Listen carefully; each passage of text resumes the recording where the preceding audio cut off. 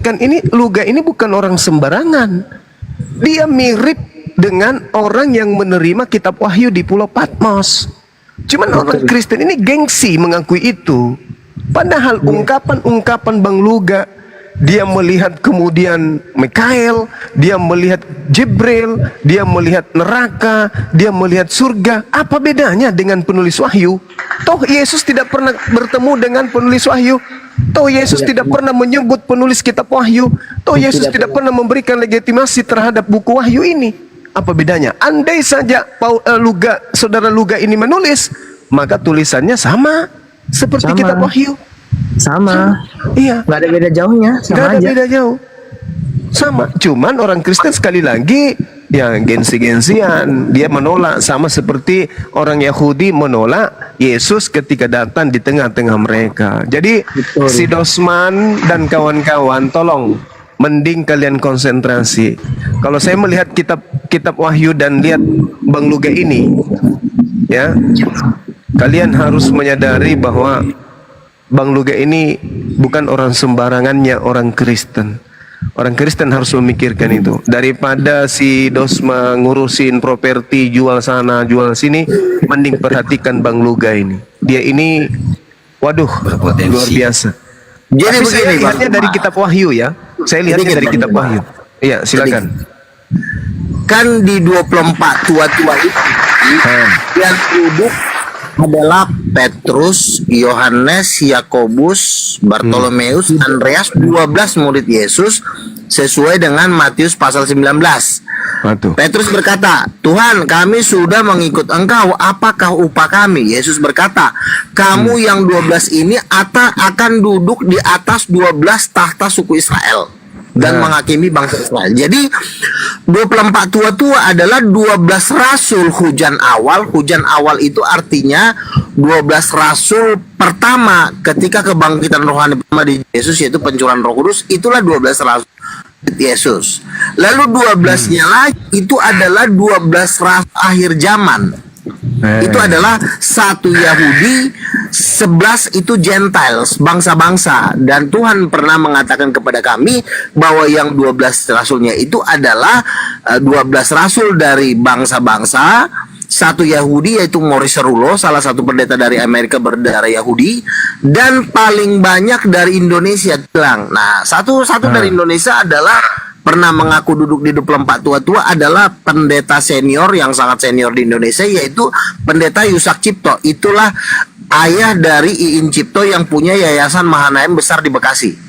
Nah, itu salah satunya. Makanya mereka itu profetik, selalu mendapat penglihatan kenabian. Wajar karena mentornya salah satu duduk di 24 tua-tua. Dan dibilangkan paling banyak dari Indonesia. Lalu ada 3 orang yang mendapat penglihatan tentang saya duduk di atas singgasana. Itu pertama si Ray dari Makassar. "Bang, saya dibawa Tuhan ke surga, saya melihat abang duduk di atas singgasana. Itu tahtanya dari emas." Dia bilang, itu ada si Ray orang Makassar, teman saya. Lalu malaikat itu yang membawa saya ke ngelihat Bang Luga duduk di atas singgasana, mahkotanya dari berlian. Malaikat itu mengatakan seperti ini, "Inilah Luga Tambunan yang sudah menghabiskan hartanya untuk memberitakan Injil dan dia mendapatkan istana dan duduk di singgasana." Terus yang kedua, si Bang Ray Leba, orang Flores, bukan saya loh, bukan saya. "Bang, saya melihat dia abang juga." Iya sih, Bang Ray Leba sama Ray Flores, Roland, dua orang nih kan. "Bang, saya ngelihat abang dikawal pasukan malaikat, itu banyak banget seperti kawal pas pampres. Lalu Bang Luga naik mobil Rolls Royce. Nah, itu di surga." Terus yang ketiga, Bang Joab Simanjuntak, aku lagi debat live chat, "Bang, saya dapat penglihatan, dapat mimpi." "Apa?" "Saya melihat abang duduk di jajaran 24 tua-tua." Jadi bukan saya. Ya, walaupun Tuhan juga pernah bicara sama saya pernah melihat saya ada di jajaran situ. Jadi kalau dibilang saya mirip-mirip Tuhan, ya wajar karena memang kita sama-sama, ya memang kita yang duduk di situ. Itu ring 1 loh, ring satunya Allah Bapa Tuhan Salam. Sudah berat itu. Nah, inilah yang saya katakan, saudara-saudara Kristen, coba uraian-uraian Bang Luga ini Anda perhatikan. saling mendukung. Ada yang dari Makassar, ada yang dari Flores. Artinya dia nggak mengada-ngada. Lagian yang disampaikan saudara Luga, uraian kata-katanya setelah saya pelajari dan saya pelajari kitab Wahyu ini, loh kok sama gitu loh. Dan tidak mungkin seorang Luga Tambunan bisa menghafal ini kitab Wahyu, nggak mungkin. Pendeta-pendeta yang pendidikannya luar biasa itu saja nggak bisa. Tapi Luga mampu kemudian menguraikan.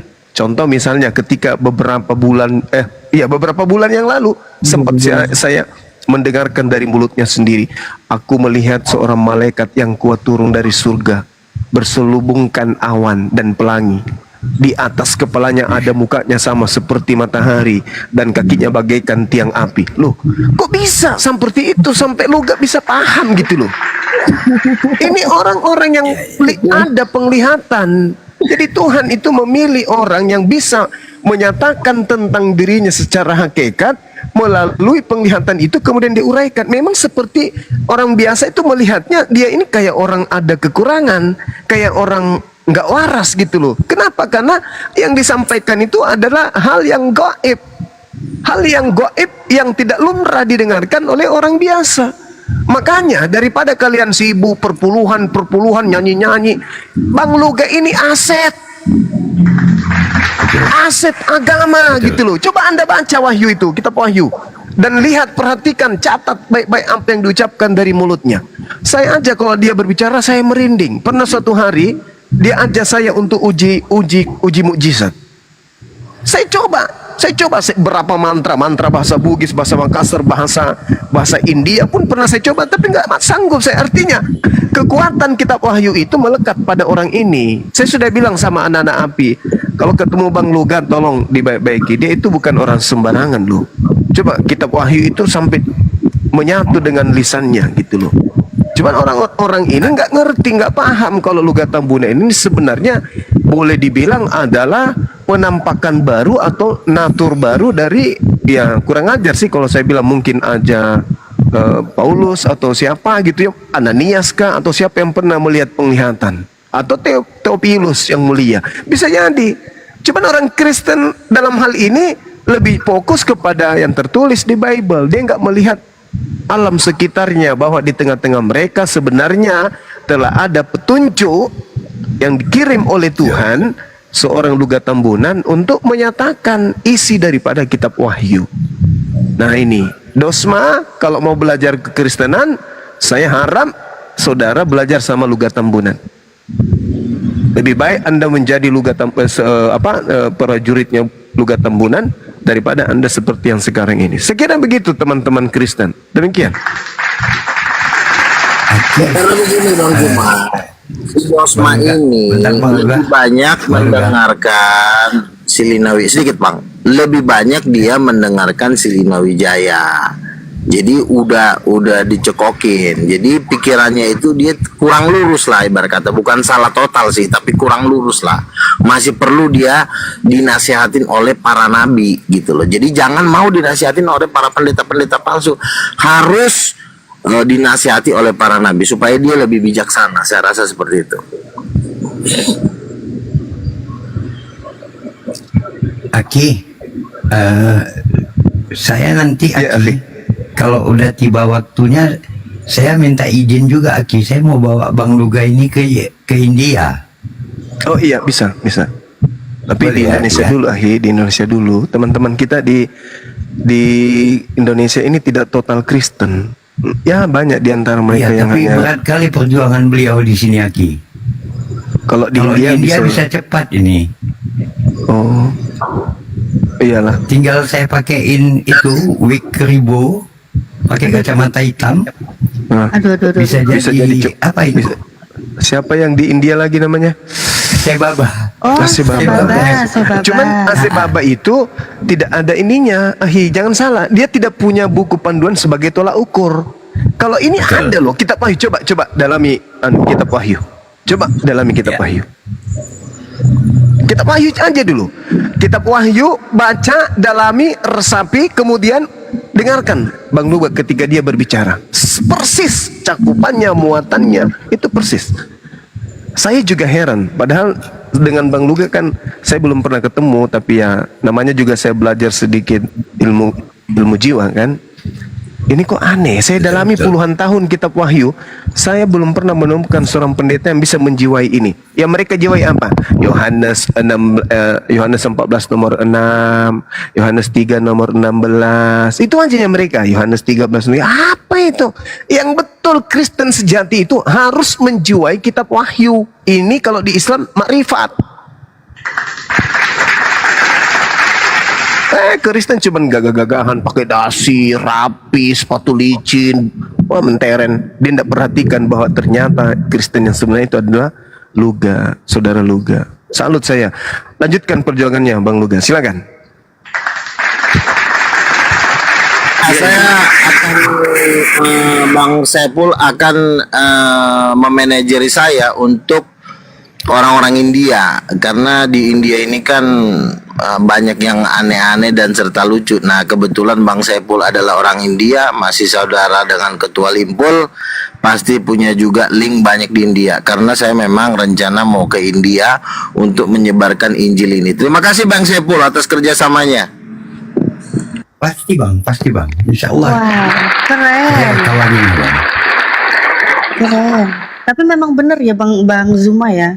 Kita Kok kalau ngeliat bisa? tuh nggak ada orang Kristen yang bener-bener wahyu banget gitu ya, menempel ini kewahyuan kitab Wahyu ini di Bang Luga ini. Aduh, keren nih Bang Luga nih. Bagaimana mungkin saya tidak karena puncak dari segala kekristenan itu ada di 24 tua-tua. Karena 24 tua-tua itu bukan mewakili bangsa-bangsa, tetapi mewakili sepanjang sejarah umat manusia. Jadi yang bisa duduk di 24 tua-tua itu bukan perwakilan negara-negara, itu mewakili seluruh dari zaman Adam sampai nanti hari kiamat. Jadi yang duduk di 24 tua-tua itu adalah orang paling top di alam semesta. Makanya duduk di 24 tua-tua itu Yesus berkata kepada 12 muridnya, kamu akan duduk di atas 12 tahta. Itu 12 rasul akhir zaman dan 12 rasul hujan akhir. Hujan akhir artinya akan ada lagi 12 rasul murid Yesus yang akan memenangkan bangsa-bangsa. Makanya 24 tua-tua itu adalah ring satu ala Bapa. Dan sudah berkali-kali orang menubuatkan saya kalau saya ada di situ. Tadinya saya kurang percaya, masa sih gua sampai segitunya gitu loh. Tapi ketika Bang Do jawab Simanjuntak, Bang Luga saya dapat mimpi abang duduk di jajaran 24 tua-tua. Ya gue cuma bisa bilang wow gitu loh, siapa gue gitu loh. Jadi makanya kalaupun itu yang membuat gue juga semakin cinta gitu loh kan sama Tuhan Yesus. Makanya 24 tua-tua itu adalah 24 rasul. Itu udah paling tinggi, nggak ada lagi yang lebih tinggi dari situ ya.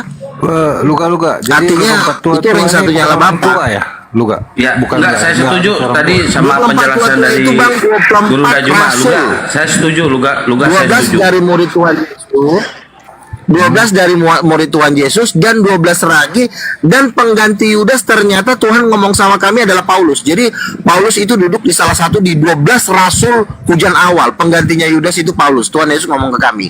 Lalu 12 rasulnya lagi itulah Tuhan paling banyak dari Indonesia dan Tuhan bilang khususnya orang Batak. Ya, kalau Ya, ada saya yang Bang Riki, bentar, Bang Riki. Luga. Bang Riki bentar, saya setuju tadi sama si Luga ini ya. Oh. Kalau lihat pendeta kan kebanyakan baju mewah, sepatu mewah kan mengkilat. Tapi Luga ini emang benar-benar menjiwai dan udah menemukan wahyu itu, kata Guru Nda bener. Bang bener banget itu. Lihat Luga yang sederhana, pakaian sederhana, compang-camping, kerahnya hitam, sepatu kiri dua-duanya, itu udah menandakan Luga ini adalah seorang makrifatnya Kristen. Keren. Itu amat juga lah, gue masih keren dan ganteng lah. Lu mana ada gua salah berarti gua ya. compang Salah camping gua. udah nambah-nambahin aja. Bantian Salah contoh. berarti saya. Kalau yang lainnya saya lihat tidak ada yang memiliki sifat-sifat Nabi, itu nggak ada. Yang lain duduk di komalnya masing-masing mencari keuntungan. Tapi Bang Luga tidak pernah buka komal, dia door to door, dari komal ke komal. Bukankah ini sifat kenabian? Yang dakwanya itu dari rumah ke rumah, orang ke orang, dari pintu ke pintu. Kalau bom cuma duduk di komalnya, Mana berani dia keluar. Itu cari kalau si uang. bom, Bang Luga ini iya satu-satunya. cari uang bom itu. Iya, Bang Luga satu-satunya yang saya lihat begitu. Satu hal Ikhlas. lagi nih, mohon maaf akhi, satu hal lagi nih yang saudara-saudara Kristen harus tahu, utamanya si Dosman. Pernah suatu ketika kemudian saya melihat akhi Billy Yudaism itu memegang apa itu, terompah yang biasa dipakai orang-orang Israel itu untuk, kalau kita itu pemanggilan untuk azan, untuk sholat tefilah. Nah, saya melihat di mimpi saya itu Bang Luga ini diberikan sesuatu dari alam gaib, yang mana hal ini tidak, Bang Luga pun tidak sangka-sangka. Saya melihat dalam tidur saya ada sosok makhluk yang datang ke Bang Luga itu memberikan seperti semacam tanduk trompet yang panjang. Dan itu saya lihat kemudian setelah saya terbangun, saya teringat kitab Wahyu 11 43 atau 3 tahun yang lalu itu. Di situ tertulis begini, malaikat yang ketujuh meniup sangkakalanya. Dan saya lihat dalam mimpi saya itu sangkakala itu berbentuk tanduk panjang, itu kurang lebih 1 meter bahkan.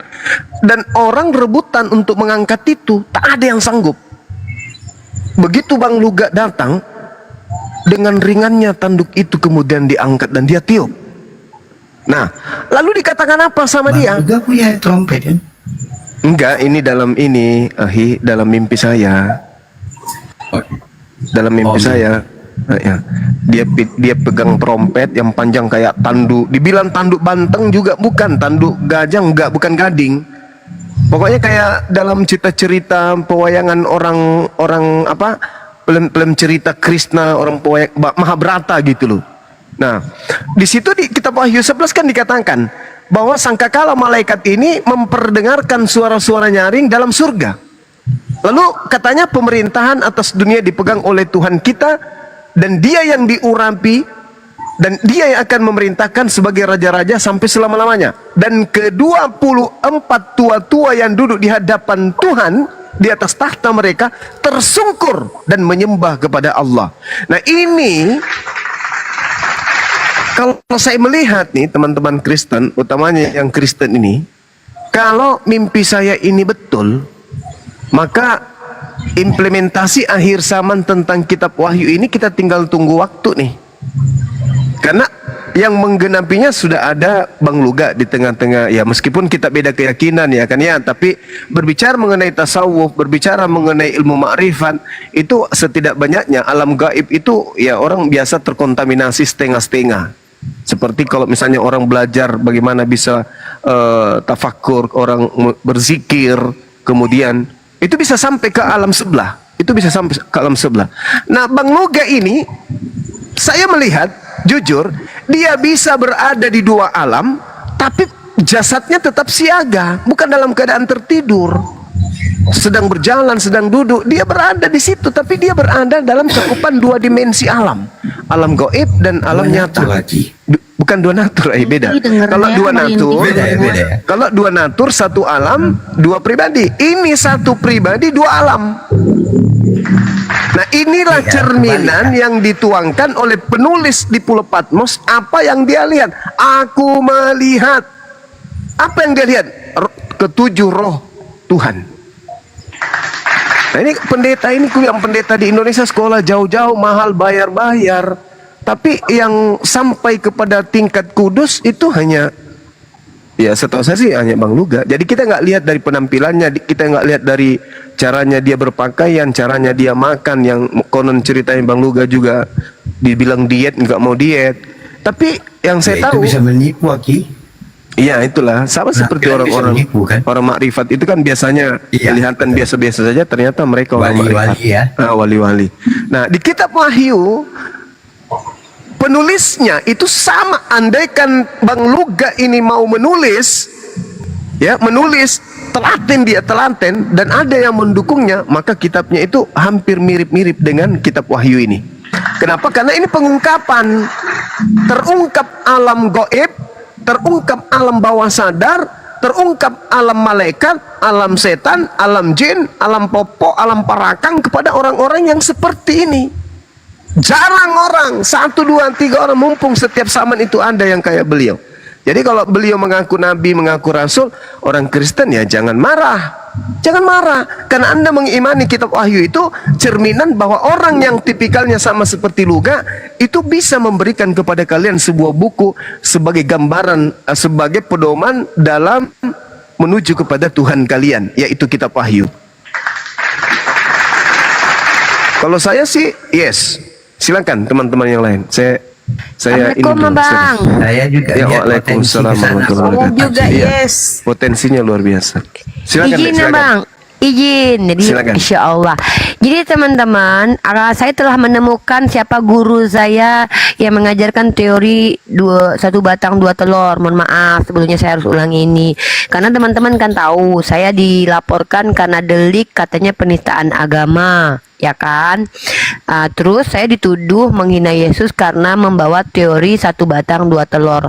Padahal itu bukan dari saya, tapi pengajaran pendeta mereka. Mungkin saya akan putarkan dulu ya, boleh Bang? Boleh deh, boleh. Boleh ya. Kita dengarkan bersama-sama teori satu batang dua telur pengajaran dari pendeta ya. Saya tampilkan videonya. Mungkin sebentar saya lihatkan videonya dulu. Inilah bukti kalau teman-teman Kristen itu rata-rata penghujat Tuhan ya.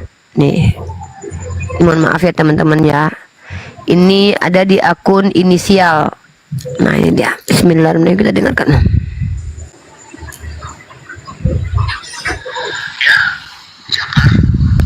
Oke. Ya, pelir kita itu adalah lambangnya juga ketuhanan, sebab dia adalah 3. Ya, siapa? Bentar, Uni, coba suaranya gedein dikit. Ya bentar. Ini suara Pak JJ ya. Pak Bang Zuma kenal ini karena ini pendiskusi lama. Udah 4 tahun kami diskusi sama beliau sama Bang Dewa nih. Firman dan Roh Kudus itu adalah mengarah kepada tiga pribadi, satu oknum. Ya, kalau kita tidak ada pelir, cakar, telurnya, mana ada kita boleh buat manusia? Benar ke? Apakah hina? Kamu pikir begitu? Nah itu dia ya. Jadi alhamdulillah saya telah menemukan dan saya sudah nomor handphonenya sudah saya punya. Itu Bang Zuma. Jadi artinya Bang Zuma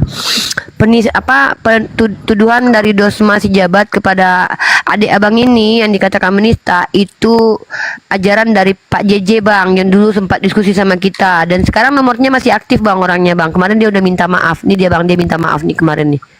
Nih. Jadi minta maaf kemarin. Itu asumsi saya yang dahulu.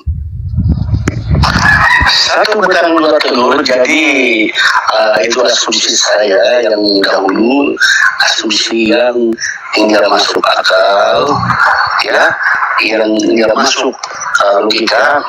Tuh. Nah intinya ada pengakuan dan saya punya nomor handphonenya. Artinya Bang, betul terbukti ya bahwa kita umat Islam ini selalu saja membela Yesus. Mereka menghujat Yesus. Mereka mengaku nabi seenak udelnya. Mereka katakan ada buffet yang mengaku dihamili Yesus. Jadi kami hadir untuk justru menghentikan penyesatan yang dilakukan oleh umat Kristen sendiri. Itu Bang, lapor Bang, selesai. Lanjut. Iya, aman. 3 batang satu apa? 3 batang satu.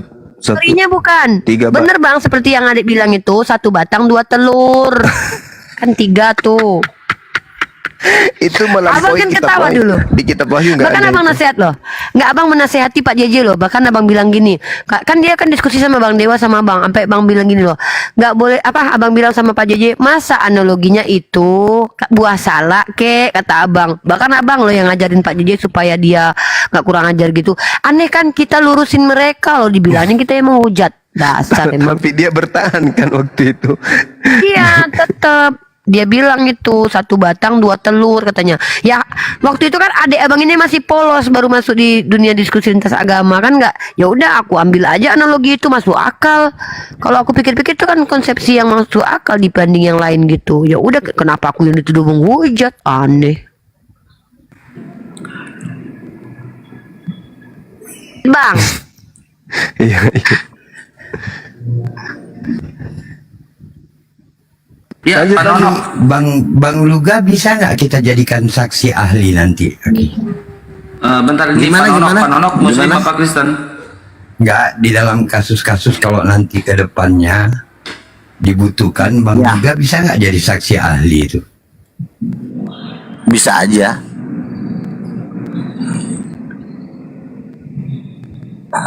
Iya, Kan, iya. Nanti saksi Luga ahlinya tak- jadi saksi ini ya, jadi saksi pelapor penginjakan Bible ya, Luga. Ya paling saya nanti kan bisa masukan lah sesuai dengan apa yang Tuhan taruh di hati saya, itu aja sih. Oke. Ini Pak Nonok Muslim apa Kristen? Pak Nonok.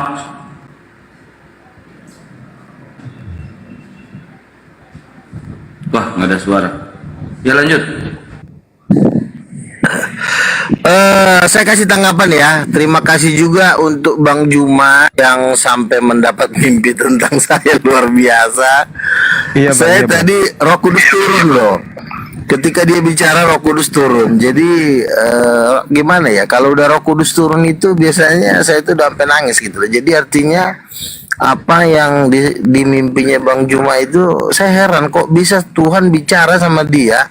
Saya percaya itu Tuhan ya, gitu loh ya. Terlepas dia ada saya, tapi saya percaya bahwa ada rencana Tuhan tentang dia, Bang Juma ini ya.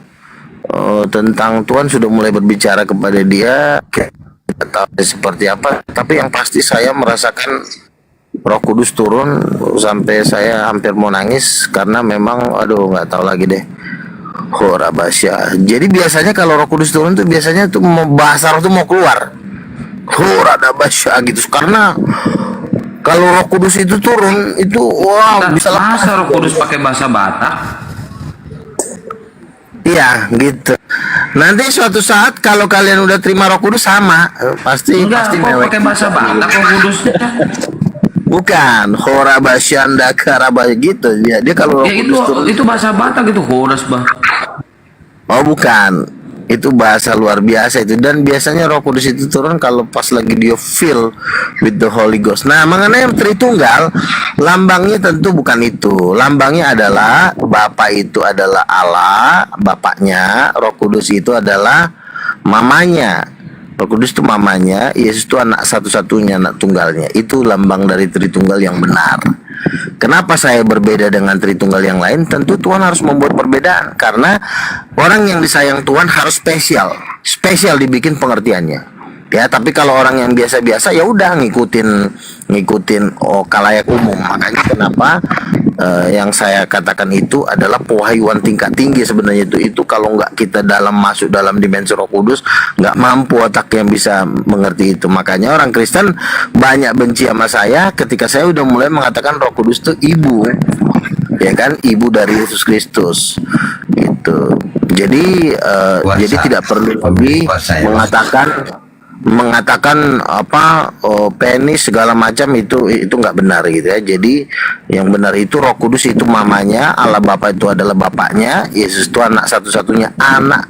Makanya sampai Allah Bapa mengatakan kan inilah anakku yang kukasihi, kepadanya lah aku berkenan, dengarkanlah dia, kan seperti itu. Oh, Roh Kudus itu perempuan lu gak? Betul, betul. Cantiknya? Karena waktu itu ada seorang nabi dibawa Tuhan ke surga, lalu Roh Kudus mengatakan seperti ini, Yahweh itu adalah suamiku.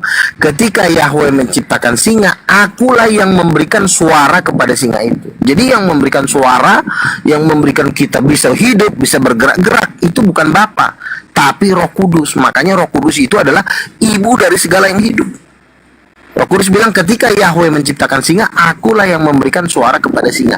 Artinya kita ini bisa ngomong, ini sebenarnya yang bikin Roh Kudus. Makanya dia adalah ibu dari segala yang hidup. Bapa itu adalah yang mendesain, yang merancang, yang menentukan gitu. Tapi yang memberikan hidup dan nafas itu Roh Kudus seperti itu. Terima kasih untuk Bang Luga. pernyataannya, Bang. Aku tanya dong ke Konsep Bang Luga. Tritunggal Bang Luga ini hampir nggak terbantahkan. Bentar Pak Saiful, ini Bu Natali mau tanya katanya, silakan. Emang nggak apa-apa, selesaiin dulu aja. Silakan. Nanti aja bisa. Konsepnya itu saya suka. Hampir sulit dibantah itu. Konsep Tritunggalnya. Berkembang kali. Iya, karena saya mengatakan Roh Kudus itu mama, itu yang membuat memang agak sulit mau dihantam dari mana susah. Karena ya memang kan Yesus sudah ngaku anak masalahnya. Kalau Yesus ngaku temannya Bapa ya mungkin Tritunggalnya masih bisa dihancurkan. Tapi kalau udah Yesus mengaku anak, satu-satunya jawaban untuk Roh Kudus adalah ibunya. Karena kenapa? Yesus itu menerima kuasa dari Roh Kudus, ya. Dikatakan ketika Yesus dibaptis, ya, terbukalah langit, turunlah Roh Kudus seperti burung merpati dan tinggal di atasnya. Wih, ngeri loh itu. Dahsyat loh itu, sampai bapaknya ngomong, inilah anakku yang kukasihi, kepadanya lah aku berkenan. Ngeri, dahsyat banget. Wow, nggak ngerti lagi di awas, hati-hati, tiba-tiba bintang jatuh loh. Lu panggilnya mama apa ibu itu? Apa bunda? Ya, memang kan Kudus mama. betul. Ketika ini gua ngomong, gua udah nangis nih ya, karena dia nungguin apa yang gua omongin gitu loh. Berapa syat. Bang Luga. Iya. Bang. Gue udah nangis karena dia kalau gue ngomong itu dia teguhkan perkataan gue. Aduh gila. Jangan nangis juga, aduh. Ini habis Bang lagi Luga, tisu. aduh Bang Luga jangan nangis. Aku belum nanya loh. Gue bukan nangis karena sedih, karena begini, karena Roh Kudus itu kalau sudah menyentuh hati orang, semua pasti nangis, seluruh bumi pasti nangis. Ntar juga kalau Roh Kudus sudah masuk kamar lo pasti lo nangis. Nah, silakan. Iya, bentar. Kenapa kerumukan? Silakan Bu Natali. Ya, Bang Luga, ini tadi kan aku dengar kabar yang benar-benar seru gitu ya. Kan katanya Roh Kudus itu perempuan dan Roh Kudus itu kan istrinya Bapa ya kan. Nah, ini berarti Yesus kan anak. Kalau Bapa, Roh Kudus itu istrinya, Yesus itu anaknya. Ini Yesus kenapa kok nggak pengen menikah juga gitu kan? Kalau punya istri mungkin nanti ada anak-anak lagi, generasi selanjutnya itu gimana Bang Luga? Apa nggak nikah gitu? Gimana Jadi Bang? begini, simbol untuk punya anak itu sebenarnya tidak untuk diturunkan, tapi Tuhan menurunkan dalam bentuk ciptaan. Nah, makanya nanti Yesus itu akan menikah dengan, di Matius pasal 24 dikatakan ada mempelai anak domba. Mempelai ini gereja. Jadi pernikahan ini kita nggak tahu ya, memang karena terlalu rahasia sekali. Rasul Paulus kan mengatakan hubungan ini adalah luar biasa dan bersifat rahasia.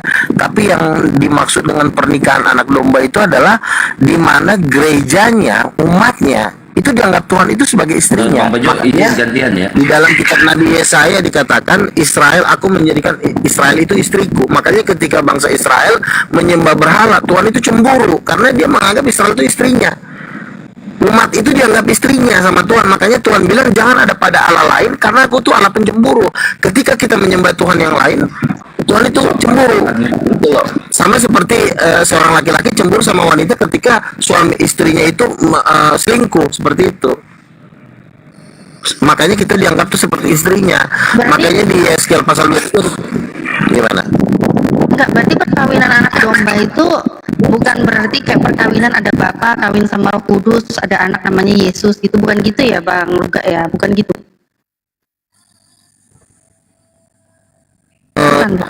Ada sesuatu rahasia yang nggak bisa jelasin, ya. Ada sesuatu rahasia yang nggak bisa saya jelasin. Cuma kan apa yang baru dibukakan saja. Nanti akan ada lagi rahasia-rahasia yang akan dibukakan sesuai dengan tingkat iman kita. Nah, yang kita tahu dalam kitab Wahyu itu pernikahan anak domba itu adalah ketika gerejanya dianggap Tuhan seperti mempelai perempuan yang akan menikah di masa 3,5 tahun itu. Jadi menikahnya seperti apa ya, yang kita tahu hanya memang konsep pujian dan penyembahan. Karena pujian dan penyembahan itu sebenarnya adalah bagian dari keintiman antara Tuhan dengan umatnya. Worship, penyembahan seperti itu. Oke, lanjut yang Tapi lain. kenapa dia harus bunuh anaknya Luga kalau dia kasihi?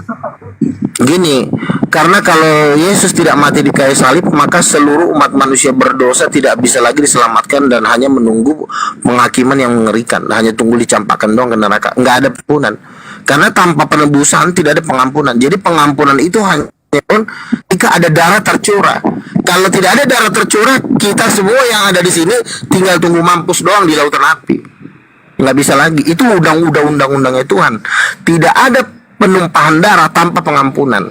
Jadi ketika ada penumpahan darah baru ada pengampunan. Nah, kalau Yesus tidak mati di kayu salib, maka seluruh bumi akan siap-siap menuju lautan api. Nggak ada lagi pengampunan. Berarti kata-katanya semu ya, palsu ya. Kan dia bilang, engkau anak yang kukasihi, kepadamu aku berkenan. Berarti cuma apa, gombal atau gimana itu kata-katanya itu, bapak sama anak. Iya, dia sangat mengasihi anaknya yang tunggal kan. Tetapi kan dia juga mengasihi kita. Kalau dia tidak memberikan anaknya yang tunggal, maka kita semua akan ke neraka. Makanya Tuhan sayang sama seluruh umat manusia.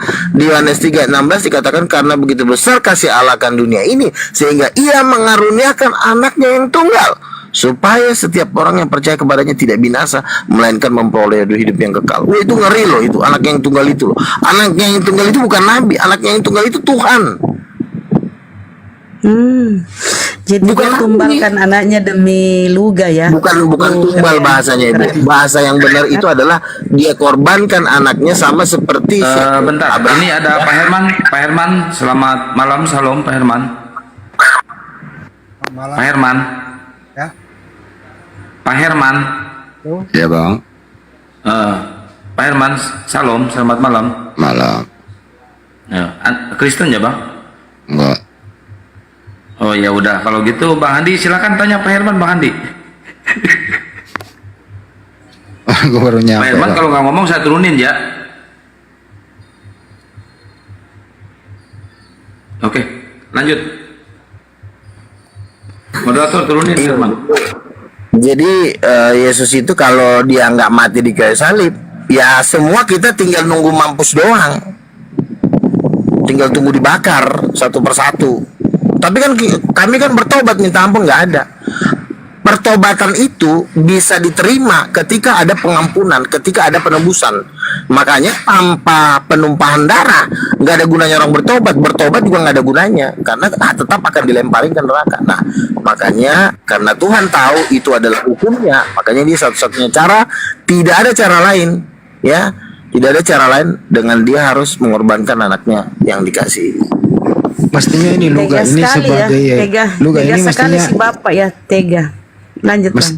mestinya Luga ini ikon Ya, daripada ibu ikon dibakar Kristen. selama-lamanya, daripada kalian semua dibakar, makanya ya dia memberikan anaknya. Oke lah, katakan Tuhan Allah Bapa nggak mau mengorbankan anaknya, ya udah Bu Rahma tinggal nunggu, langsung ngumpulin baju, tinggal siap langsung ke lautan api, langsung Ibu Rahma ngelompat bareng-bareng sama si Handi, pegangan tangan kalian bertiga, lompat langsung terjun bebas ke jurang emas. Ngeri kali itu Bapak ya, harus ada korban manusia ya. Iya, ngeri. Kan itulah Ngeri. hukumnya. Makanya dosa itu kan upahnya adalah maut. Maut itu adalah kematian. Nah, untuk lo bisa hidup kembali, satu-satunya harus ada nyawa yang dikorbankan. Makanya lo jangan bikin kan salahnya si apa sih? Si Hawa pakai makan buah pohon pengetahuan, akhirnya matilah seluruh bumi kan. Coba kalau dia nggak makan, nggak ada yang mati. Sehidup kekal kita semua. Jadi nggak ada jalan lain. Ini kira-kira Tuhanmu ini Kak penuh keterpaksaan atau nggak ada jalan alternatif lain kecuali bunuh Nggak ada orang? jalan lain. Tuhan itu kan maha kuasa, tapi ingat dia juga maha adil. Dia tidak akan membuang kemahaadilannya demi kemahakuasaannya. Seperti Artinya dia bisa ngelakuin apapun. Kayaknya Tuhanmu ini dipaksa deh oleh keadaan ya. Ya kalau misalnya oke lah, katakan Allah Bapa nggak mau dia ngasih anaknya, ya udah lo bertobat pun nggak bertobat sama aja tetap ke neraka. Iya, Lo maksudnya mau nggak ada dibakar pilihan selama-lamanya? lain. Maksudnya Tuhanmu itu nggak ada pilihan lain gitu loh. Artinya terpaksa. Nggak ada jalan melakukan itu. lain. Tuhan itu Iya. punya undang-undang, Tuhan itu punya hukum. Tuhan itu punya hukum yang tidak bisa dilanggar sama dia, karena kalau dilanggar dia hancur. nggak ada. Nah, makanya undang-undangnya adalah pertobatan hanya bisa diterima kalau ada penebusan. Kalau nggak ada penebusan, pertobatan nggak bisa diterima. Lo mau bertobat juga nggak ada gunanya. Sepertinya Tuhanmu ini nggak ada yang intervensi Makanya gitu dia ya. harus Nggak. Sepertinya Tuhanmu ada yang intervensi gitu ya. bukan nggak ada intervensi, itu satu-satunya cara untuk menyelamatkan manusia hanya dengan penebusan, nggak ada lagi. Bentar, bentar. Lanjut, Ini lanjut. user Kristen apa Muslim, user? User Ini bang, Kristen apa Muslim, Bang? Muslim bang, Muslim. Islam bang. Itu sinyal Anda merah, Bang. Sinyal Anda merah. Jadi suaranya nggak ini. Nyimak aja dulu, Bang. Suaranya merah, Bang. Lanjut, Bang Andi. Jadi Tuhannya lu gak terpaksa, nggak ada alternatif, terpaksa melakukan itu. Harus bunuh anak Betul. orang.